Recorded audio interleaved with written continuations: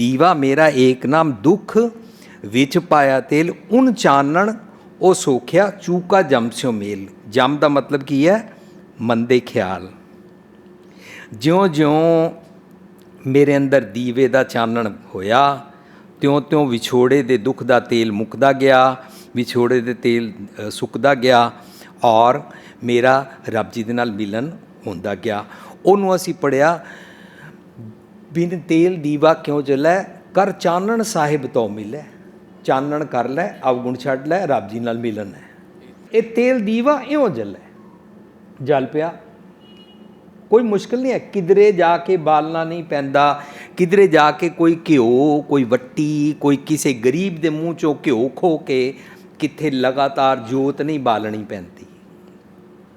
ਜਿਹੜੀਆਂ ਬਾਲੀਆਂ ਅਸੀਂ ਜੋਤਾਂ ਬਾਲਦੇ ਹਾਂ ਔਰ ਬੱਤੀਆਂ ਬਾਲਦੇ ਹਾਂ, ਇਹ ਸਭ ਕੁਝ ਗੁਰੂ ਪਾਤਸ਼ਾਹ ਨੂੰ ਕਹਿੰਦੇ ਨੇ ਬਾਹਰ ਦਿਸੈ ਚਾਨਣਾ ਦਿਲ ਅੰਧਿਆਰੀ ਰਾਤ।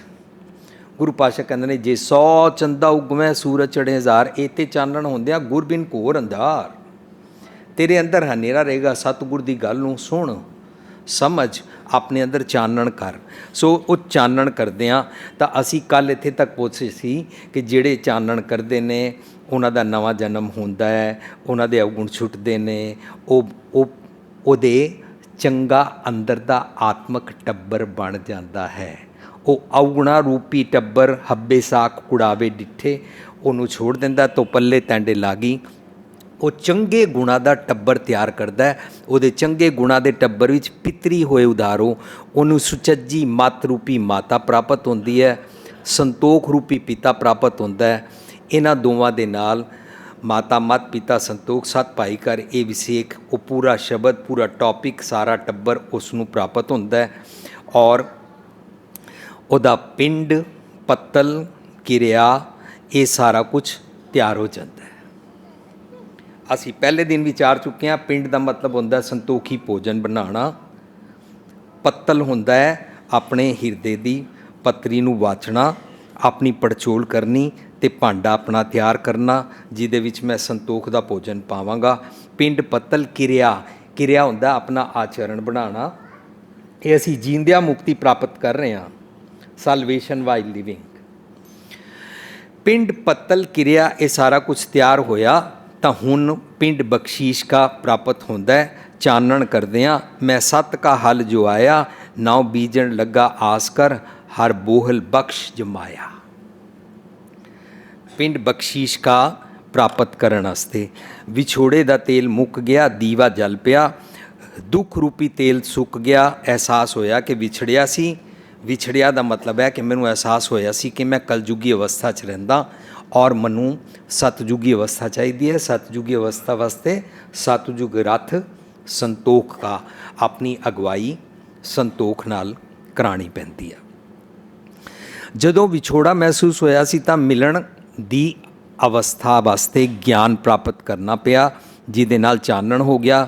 ਜਿਉਂ ਹੋਵੇ ਸਾਹਿਬ ਸਿਓ ਮਿਲ ਦੀ ਅਵਸਥਾ ਪ੍ਰਾਪਤ ਹੋਈ। ਔਲ ਇੰਦਰੇ ਗਿਆਨ ਇੰਦਰੇ ਰਲ ਕੇ ਵਿਜ਼ਡਮ ਦਾ ਤੇਲ ਪਾਉਂਦੇ ਹਨ। ਜਦੋਂ ਅਸੀਂ ਪੜ੍ਹਦੇ ਹਾਂ ਨਾ ਦਿਓ ਸੱਜਣ ਸੀਸਿਆਂ ਜੋ ਹੋਵੇ ਸਿਓ ਮੇਲ, ਜਦੋਂ ਪੜ੍ਹਦੇ ਹਾਂ ਸੰਬਤ ਸਾਹ ਲਿਖਿਆ ਮਿਲਕਰ ਪਾਵੋ ਤੇਲ। ਕਿਹਨਾਂ ਨੂੰ ਕਹਿੰਦੇ ਨੇ ਮਿਲਕਰ ਪਾਵੋ ਤੇਲ? ਬਾਹਰਲੇ ਲੋਕਾਂ ਨੂੰ ਨਹੀਂ ਕਹਿ ਰਹੇ ਨੇ, ਟੱਬਰ ਨੂੰ ਨਹੀਂ ਕਹਿ ਰਹੇ ਨੇ। ਸਾਡੇ ਆ ਜਿਹੜੇ ਇੰਦਰੇ ਗਿਆਨ ਇੰਦਰੇ ਨੇ ਇਸ ਪਰਿਵਾਰ ਨੂੰ ਕਹਿ ਰਹੇ ਨੇ, ਆਲ ਔਰਗਨਸ ਨੂੰ ਕਹਿ ਰਹੇ ਨੇ। ਇਹਦਾ ਮਤਲਬ ਸਾਰੇ ਮੇਰੇ ਔਰਗਨਸ ਨੂੰ ਟਿਊਨਡ ਹੋਣਾ ਪਏਗਾ।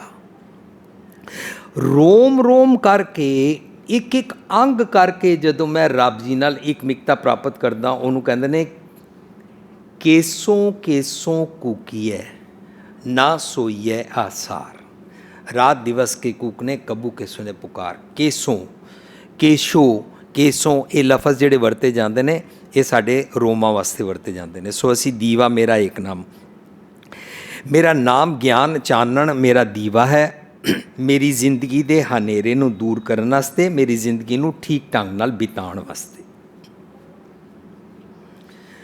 ਜਦੋਂ ਅਸੀਂ ਪੜ੍ਹਦੇ ਹਾਂ ਨਾ ਜਹ ਪੈਂਡੇ ਮਹਾ ਅੰਧ ਗੁਬਾਰਾ, ਤਾਂ ਉਹ ਮਰਨ ਤੋਂ ਬਾਅਦ ਵਾਲੇ ਪੈਂਡੇ ਦੀ ਗੱਲ ਨਹੀਂ ਚੱਲ ਰਹੀ। ਮੇਰੀ ਜ਼ਿੰਦਗੀ ਵਿੱਚ ਮੈਨੂੰ ਹੁਣੇ ਅਗਲੇ ਪਲ ਕੀ ਪ੍ਰੋਬਲਮ ਆਉਣੀ ਹੈ, ਉਹਨੂੰ ਫੇਸ ਕਿਸ ਤਰ੍ਹਾਂ ਕਰਨਾ ਹੈ, ਉਹਨੂੰ ਦੇਖਣਾ ਕਿਸ ਤਰ੍ਹਾਂ ਹੈ ਔਰ ਉਹਨੂੰ ਫੇਸ ਕਰਕੇ ਮੈਨੂੰ ਕਾਮਯਾਬੀ ਨਾਲ ਉਹਦੇ 'ਚੋਂ ਲੰਘਣਾ ਕਿਵੇਂ ਹੈ। ਇਸ ਤਰ੍ਹਾਂ ਮੇਰੀ ਜ਼ਿੰਦਗੀ ਭਰ ਦਾ ਜਿਹੜਾ ਰਸਤਾ ਹੈ ਨਾ, ਉਹ ਹਨੇਰੇ ਵਿੱਚ ਹੈ ਜਾਂ ਪੈਂਡੇ ਮਹਾਂ ਅੰਧ ਗੁਬਾਰਾ। ਮਰਨ ਤੋਂ ਬਾਅਦ ਵਾਲੀ ਕੋਈ ਨਹੀਂ ਗੱਲ ਚੱਲ ਰਹੀ। ਜਾਂ ਪੰਥ ਤੇਰਾ ਕੋ ਨਾ ਸੁਜਾਨੂ, ਹਰ ਕਾ ਨਾਮ ਤੈ ਨਾਲ ਪਛਾਨੂ। ਜਿੱਥੇ ਤੈਨੂੰ ਸੱਚ ਸਮਝ ਨਹੀਂ ਆਉਂਦੀ ਹੈ ਨਾ, ਤੈਨੂੰ ਸਤਿਗੁਰ ਦੀ ਮੱਤ ਚਾਨਣ ਦੇਗੀ ਕਿ ਆਪਣੇ ਜੀਵਨ ਵਿੱਚ ਕਿਸ ਤਰ੍ਹਾਂ ਟੁਰੀਦਾ ਹੈ। ਰੱਬੀ ਵਿਛੋੜੇ ਦਾ ਦੁੱਖ ਤੇਲ ਹੈ ਜੋ ਇਸ ਨੂੰ ਜਗਾਈ ਰੱਖਦਾ ਹੈ। ਉਨ ਚਾਨਣ ਉਹ ਸੋਖਿਆ ਚੂਕਾ ਜਮ ਸਿਉ ਮੇਲ। ਜਮਾਂ ਤੋਂ ਮੁਕਤ ਅਵਸਥਾ ਪ੍ਰਾਪਤ ਹੁੰਦੀ ਹੈ। ਰੱਬੀ ਮਿਲਣ ਦੀ ਜਦੋਂ ਤੜਪ ਦਾ ਦੀਵਾ ਬਾਲਿਆ, ਉਹ ਬਾਲੀ ਰੱਖਦੀ ਹੈ ਤਾਂ ਵਿਕਾਰਾਂ ਜਮਾਂ ਤੋਂ ਹਨੇਰੇ ਤੋਂ ਅਸੀਂ ਛੁੱਟ ਜਾਂਦੇ ਹਾਂ, ਜਿਉਂ-ਜਿਉਂ ਚਾਨਣ ਹੁੰਦਾ ਜਾਂਦਾ ਹੈ।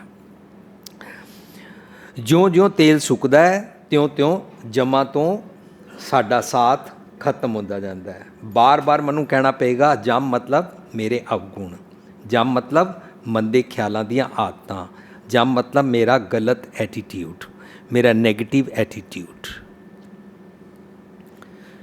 ਮੈਂ ਉਸ ਕੰਟੈਕਸਟ ਵਿੱਚ ਗੱਲ ਨਹੀਂ ਕਰ ਰਿਹਾ ਜਿਹੜੇ ਲੋਕੀ ਸਮਝਦੇ ਨੇ ਮਰਾਂਗੇ, ਮਰਨ ਤੋਂ ਬਾਅਦ ਜੰਮ ਹੋਣਗੇ।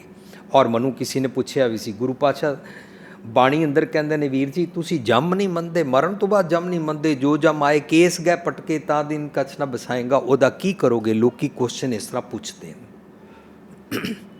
ਤਾਂ ਮੈਂ ਉਹਨੂੰ ਪੁੱਛਦਾ, ਤੁਸੀਂ ਸਰੀਰਕ ਡੈਥ ਤੋਂ ਬਾਅਦ ਦੀ ਜਮਾਂ ਦੀ ਗੱਲ ਕਰ ਰਹੇ ਹੋ, ਤਾਂ ਸਰੀਰਕ ਡੈਥ ਤੋਂ ਬਾਅਦ ਤਾਂ ਕੇਸ ਵੀ ਨਹੀਂ ਰਹਿੰਦੇ ਨੇ, ਤਾਂ ਕਿਹੜੇ ਕੇਸ ਪਕੜ ਕੇ ਜੰਮ ਘਸੀਟ ਕੇ ਲੈ ਜਾਂਦਾ ਹੈ? ਅੱਜ ਆਪਣੇ 'ਤੇ ਟੁਕਾਵਾਂਗੇ। ਤਾਂ ਮੈਂ ਜਦੋਂ ਮੰਦੇ ਖਿਆਲਾਂ ਵੱਲੋਂ ਖਿੱਚਿਆ ਚਲਾ ਜਾਂਦਾ ਹਾਂ ਅਵਗੁਣ ਕਰਨ ਵਾਸਤੇ, ਇਹਨੂੰ ਕਹਿੰਦੇ ਨੇ ਜੋ ਜਮਾਏ ਕੇਸ ਗਿਆ ਪਟਕੇ।